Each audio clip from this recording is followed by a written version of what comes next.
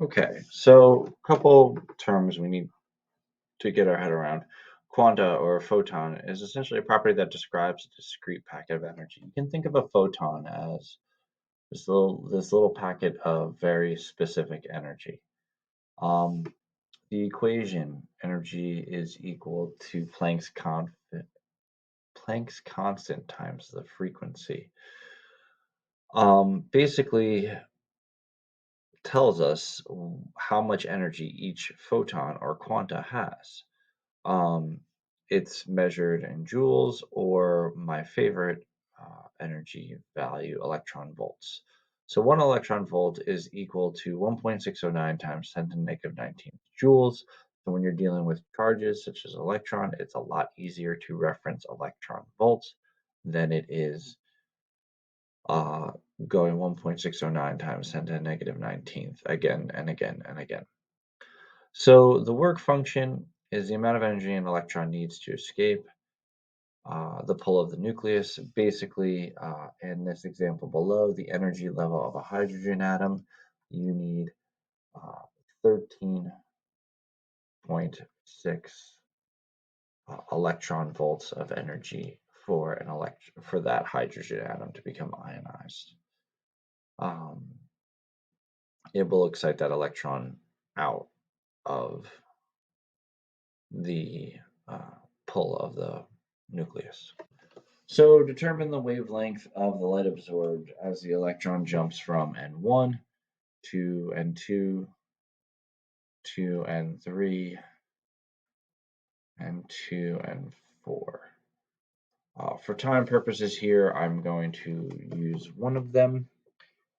So basically, the amount of energy required to go from N1 to, let's say, N3 in this case, um, you essentially look at the difference of the two energies here.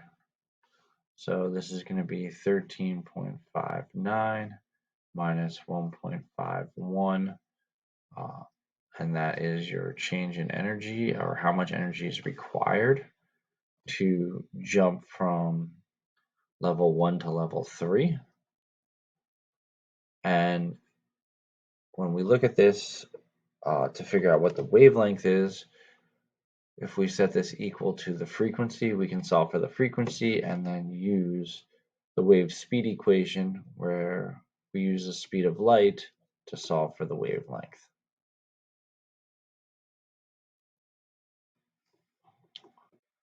Okay, so for this here, the change in electron volts is 12.8 eV, and I'm going to use the 4.14 times 10 to the negative 15th value to solve for the frequency. That frequency would then equal 2.917 times 10 to the 15 hertz. And then you could use that to determine 3 times 10 to the 8th meters per second is the value for the speed of light, divided by 2.917 times 10 to the 15 hertz will give us 102 nanometers would be the wavelength. So the next question looks at determining all the possible wavelengths that could be emitted from electron level 3. So if you're looking at electrons being or photons being emitted, you know the electron is dropping energy levels, which means it's losing that light to the photon. So it can go from 3 to 2 or 3 to 1. Let's look at this case from N3 to N2. Let's say the electron drops here and emits a photon. They want to know what the wavelength of that photon is. So when we look at this, we go from 3.4 and we go to 1.5, so the difference in those two here is going to be 1.89 electron volts. We're going to set that equal to Planck's constant times the frequency. And ultimately, when we solve for the frequency, we get 4.56 times 10 to the 14th hertz. And then when we substitute in and solve for the wavelength, we find that the wavelength is 657 nanometers.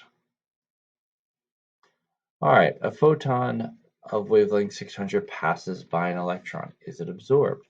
So basically what this is asking is, if you have a wavelength of 600 nanometers, a photon with 600 nanometers, what's its frequency, and then ultimately what's its energy? Its energy has to exactly match the difference in energy levels to get absorbed.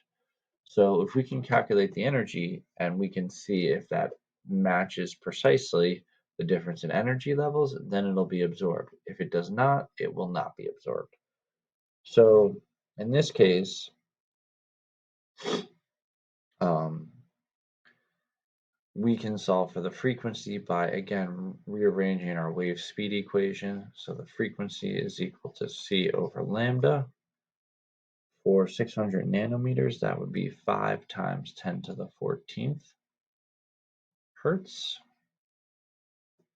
And then we can use our quanta equation to figure out how much energy our photon has. And when we do, we find that it is 2.07